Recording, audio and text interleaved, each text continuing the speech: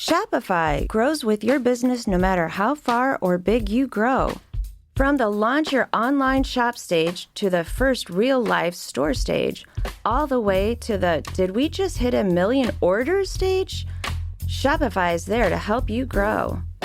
Whether you're selling your fans' next favorite shirt or an exclusive piece of podcast merch, Shopify helps you sell everywhere. From their all-in-one e-commerce platform to their in-person POS system, wherever and whatever you're selling, Shopify's got you covered. Sign up for a $1 per month trial period at shopify.com/income, all lowercase. Go to shopify.com/income to grow your business no matter what stage you're in.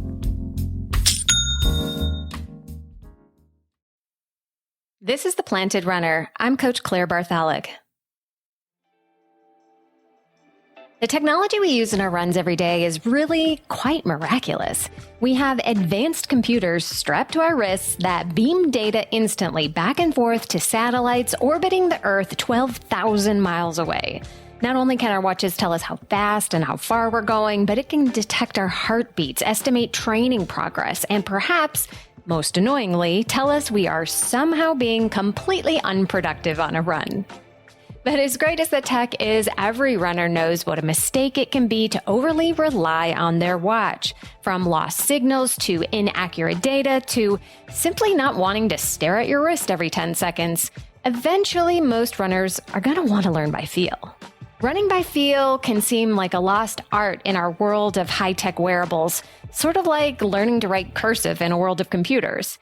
But with a few basic guidelines and a lot of practice, you can learn to free yourself from being a slave to your Garmin. Let's find out how. Welcome to The Planted Runner. I'm Coach Claire Bartholic, and my mission is to help you improve your running, your mindset, and your life with science-backed training and plant-based nutrition. On today's show, I'll explore how to teach yourself to run by feel. You'll learn what each type of run should feel like, the simple formulas for matching your breaths to your steps for each run, and how you can still get the spirit of the workout even if you're off pace. This topic is a must listen if you're a new or intermediate runner, but even if you're a veteran, you're bound to pick up some new insights as well. Don't forget to stay tuned all the way to the end of the episode for another Mental Strength Minute. Fortify your mind in 60 seconds or less. If you're lucky enough to run the Chicago Marathon, one thing you're going to need to master is what race pace feels like for you. That's because in the first quarter of the race, you're going to be surrounded by skyscrapers. You and 50,000 other runners will be beaming up GPS data to satellites in the same sliver of exposed sky, and the accuracy of your fancy watch will fail. If you're relying solely on your watch for pace data, you'll quickly feel panicky when you realize you can't trust your watch. On the other hand, if you've come prepared for this and learned to run by feel, you'll have no problem. Or maybe you're not gearing up for Chicago, but you're just starting your running journey. You're probably at the point where you're diving deep into everything running. You might be learning all about tempo runs, steady runs, threshold runs, VO2 max workouts, and more. Maybe you've even joined a running group that runs workouts at the local track. Good for you and welcome. It's awesome here. Or maybe you're somewhere in the middle. You've been running for a while and you're starting to feel like a slave to your watch. You don't have a clear sense of what your runs should feel like, other than you should run fast on speed days. So let's figure this out. Let's say you find a workout that you want to try and it says run half marathon pace for 3 miles or half marathon effort.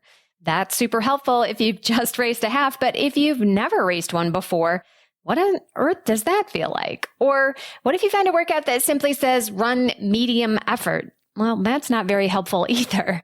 I'm going to try to break this all down just a little bit for you. The first step is understanding the purpose of each run, because that's key to determining how you should feel for each one. Like anything, learning paces by feel will take time, but you'll get a lot better at it faster if you can understand the why of your workout, even before you lace up your shoes. So let's get into those whys. The first pace you need to understand is easy pace, because this is where you should be spending most of your training time. Despite the name, easy pace doesn't always feel easy, especially in tough weather or when you're sore or just plain cranky that day. But it should always feel slow, gentle, and aerobic. This is a pace that you definitely don't need your watch for, because it's not about pace, it's about effort, and the paces will vary a lot depending on how you feel. A great test of easy is if you can talk in full paragraphs just about as easily as walking. You can sing to your music or argue with your podcast. Another test of easy is to close your mouth. If you can nose breathe for several minutes at a time, you're running easy. Some runners like to match their steps to their breathing in order to make sure they're running at the right speed for the effort. For an easy run, that's going to be a 4-4 or a 3-3 ratio, meaning 4 steps per inhale and 4 steps per exhale. The reason for the variation in ratio is because we all have a different step rate or cadence. If your cadence is nice and quick, your ratio is going to be higher. Now let's speed up a bit and move to a medium-paced run or a steady. Steady runs are used for several different purposes, so you'll want to understand what you're using it for before lacing up. I often use steady runs in marathon training the day before some of your long runs to pre-fatigue your legs a little bit to make your long runs just that much harder without having to run all the miles at once. Typically, a steady run is run right around marathon pace or a bit slower, but again, if you've never raced a marathon before, that's not helping you much. But hang on, and we'll get to that part in just a minute. We've got to understand the purpose of a steady before we get too attached to what pace you should run. I'll go into that, as well as how the faster paces should feel, right after this. I want to tell you about a unique opportunity for you to get stronger, faster, and stay motivated to hit all your running and nutrition goals this year, and that is to join the PR team. Each member of the team gets a custom training plan made by me for you based on your unique fitness, goals, and lifestyle. Everything you need to crush your running dreams is included, such as strength training, recovery, and even cross-training if you want it. I include weekly mental strength training as well as tips and nutrition guides. But here's where it gets really cool. The group has its own page in the app where we share workouts, ask training questions, and get feedback from me and the other teammates. And each week I create an exclusive private podcast just for the team based on the questions I get and what I see in their training each week. And I usually end up sharing behind the scenes and exclusive sneak peeks with the team that I don't share anywhere else. So instead of joining a Facebook group or sitting through another Zoom call, you get to listen to tailored advice on the run, and you don't have to do all of this alone. If you are ready to take your running to the next level and join an amazing team of runners, head to theplantedrunner.com/group and join us today. It's more affordable than you think, and I can't wait to have you. My favorite way to get all my stinky running clothes clean is with Earth Breeze. Earth Breeze Eco Sheet look just like a dryer sheet, but it's ultra concentrated laundry detergent. It eliminates stains and odors while being kind to the planet and your skin. No more ugly, heavy plastic laundry jugs filled with messy blue goo, which we all know is mostly water. Earth Breeze comes in a lightweight cardboard envelope that hardly takes up any space in your laundry room. And they offer flexible subscriptions delivered right to your door for free. If you decide to go back to your old stuff for some reason, you'll get a full refund on your Earth Breeze purchase, no questions asked. My clothes are clean, they smell fresh, and I never have to feel guilty dragging home the big orange jug from the store again. Right now, you can receive 40% off Earth Breeze just by going to earthbreeze.com/plantedrunner. That's earthbreeze.com/plantedrunner to cut out single-use plastic in your laundry room and the landfill. That's 40% off your subscription at earthbreeze.com/plantedrunner. This is The Planted Runner. I'm Coach Claire Bartholic. Despite how much you paid for your high-tech running watch, there will come a point when it will fail you.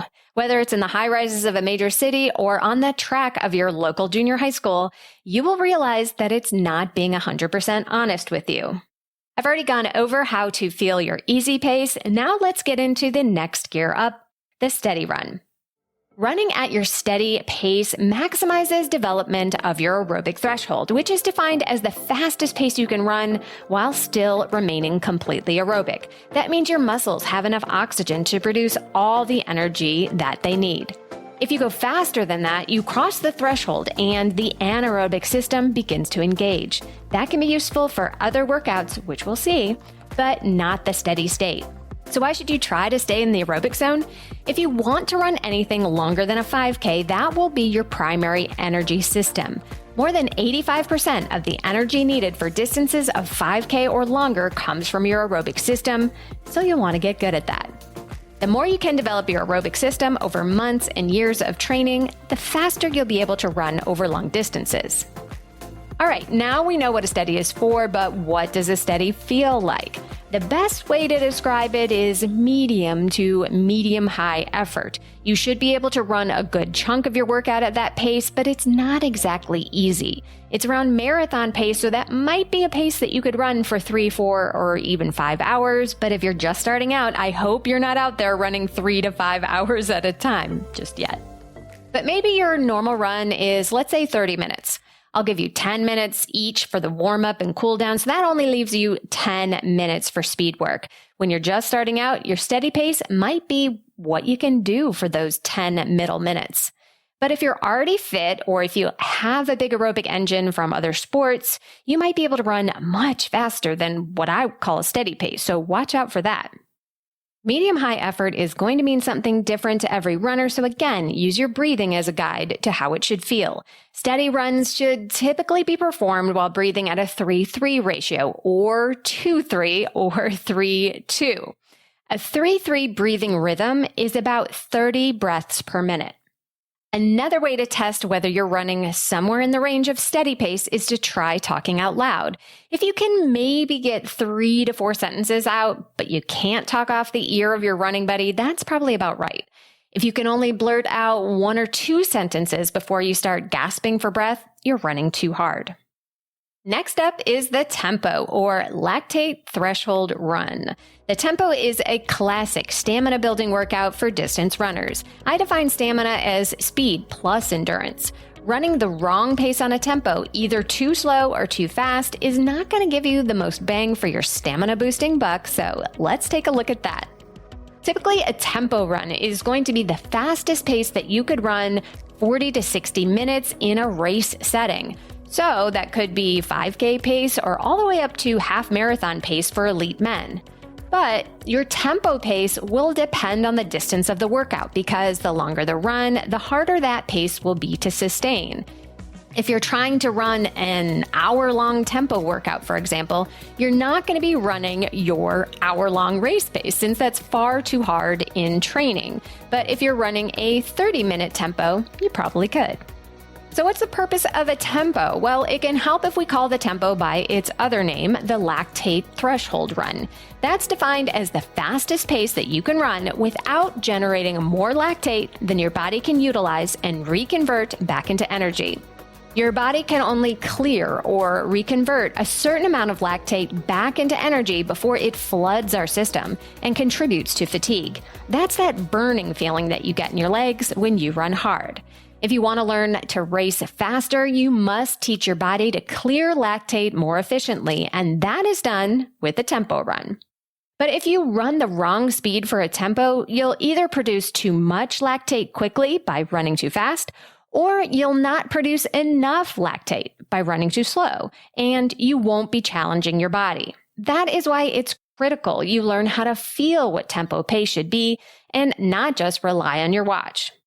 A tempo run should feel like a hard but controlled effort. You should be able to continue your tempo pace for somewhere around 30 to 45 minutes for most runners. The breathing rhythm for a tempo is typically a 2-2 ratio, so 2 steps in, 2 steps out, and that comes out to be around 45 breaths per minute. If you're using the talk test, you should be able to say a sentence or two, but really, that's it. If you can recite the plot of the last movie you saw on Netflix, that's not a tempo. Even for experienced runners, figuring out your tempo pace is something you'll have to continue to tweak depending on conditions, and it's very easy to let your ego get in the way of a good run. Next up is the shorter speed workouts, or VO2 max. These can be a lot of fun, or they can be terrifying for a new runner. The goal with speed workouts is to run hard, but to pace yourself. You don't want to run the first few intervals so hard that you collapse before the workout is done. Every workout will feel harder the longer it goes, so in order to get even pacing from the beginning, you need to sandbag the first few, keep it controlled in the middle, and then give it just about all you've got at the end. From a pacing perspective, VO2 max workouts are completed at 5K pace or faster, and sometimes much faster. So what's the reason behind these workouts, besides just to get faster? Well, defined simply, VO2 max is the maximum amount of oxygen your body can utilize during exercise. It's a combination of how much oxygen-rich blood your heart can pump and the muscle's ability to use that oxygen. Training at VO2 max increases the amount of oxygen your body can use, and the more oxygen you can use, the faster you can run. Well, for the most part, but let's keep it simple here. Besides boosting your ability to use oxygen, speed workouts force you to run more efficiently and with better form to hit those speedy times, which will translate to better form at all speeds. So what does a VO2 max workout feel like? It should feel hard, but just a scooch under all-out effort. You should be breathing very hard, and you should be very thankful when you get to the end of each interval. At the end of the whole workout, you should think that you could maybe run 1 or 2 more intervals, but you really wouldn't want to. Most runners use a 1-2 breathing ratio or a 2-1 breathing ratio. This works out to be about 60 breaths per minute. And the talk test, well, maybe you can get a word or two out, but that is about it. Now, you should be running hard, but not quite so hard that you're doubling over at the end of each rep with your hands on your knees. You also don't want to reach the point where you're inhaling and exhaling once per step. That is hyperventilating, and it doesn't allow you to get full breaths in. That's when you know you should definitely take it down a notch. One thing I want to point out is that if you are at a track doing your speed work, you should definitely use your watch as well as your feel. But you should not use it in the same way as you would on the roads. GPS is not very accurate when you're running in circles. It's much better to go old school and use your watch as a simple timer instead. Convert your paces into real time and use your lap button on the track. For example, if you're running 400-meter intervals at 8 minutes per mile pace, that means each 400 should be right around 2 minutes. Aim for 2 minutes per interval, not 8 minutes per mile. It will be accurate every time. I think one of the most important things to remember is that running by feel is not something you just figure out one day and then you're just good to go, because it's always a moving target. What something feels like in perfect weather is not going to feel the same in heat, cold, hills, or days where you had a fight with your spouse. Those days are going to feel harder, so the body will get a tough workout at a slower pace. That's really the key point of all of this. While you're trying so hard to nail perfect pacing, all your body knows is effort. If something feels hard, it is, and you're getting a good workout in, even if your watch says you're slower than you want it to be. And not every run has to be at the perfect effort level or perfect pace to be effective. It doesn't. First of all, there's no such thing as perfect. And second, all running will make you a better runner. Instead, aim to get at least in the ballpark with your speed workouts. That's far more important than stressing out over this pace or that pace. While it's great to look at each individual workout, sometimes it's also helpful to zoom out to the big picture, especially if you're training for a big goal race. Running and training is a journey, and it's not always going to be perfect, but you're still getting fitter, and every run contributes to that in its own way. We always want to work hard and have great results on that big goal day, and while we can't guarantee that we will get those results every time, making smart choices with your training and your training paces will set you up for a much better chance of that happening. Learning to run by feel can seem like learning calligraphy in a world of computers, but once you figure it out, it's a skill you can rely on for any kind of run. And now it's time for the Mental Strength Minute. Fortify your mind in 60 seconds or less. Today's topic is no heroics in training. Runners have a tendency to want excellence. We want to achieve things we've never done before on race day, so we take that attitude into our daily workouts as well. We push and still don't feel like we've done enough. Instead, we need to let go of the hero mentality and allow for good enough. Being consistently good is what it takes to be great on race day, not exceptional yet unsustainable effort. So don't be a hero next time you hit the track or the roads. Just aim for good so you can do it again tomorrow.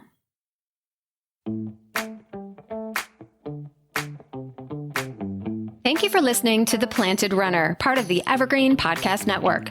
Don't forget that you can win free access to one of my Sprint Session masterclasses just for writing an Apple Podcast review. So be sure to write yours right after your run today. Reviews are the #1 way to boost this show's reach, and it's a great way to tell me what you'd like to hear next because I read every single one. Have a great run today. Sports stars. They're like superheroes. But they're actually real. Which is why we've made a podcast about them. You see, They've all got a story. but too many of these stories were cut short. Kobe Bryant, Payne Stewart, Flojo, Phil Hughes. Justin Fashanu, We're writing episodes about all of them. and sadly many more. Death of a Sports Star, a new series from Crowd Network.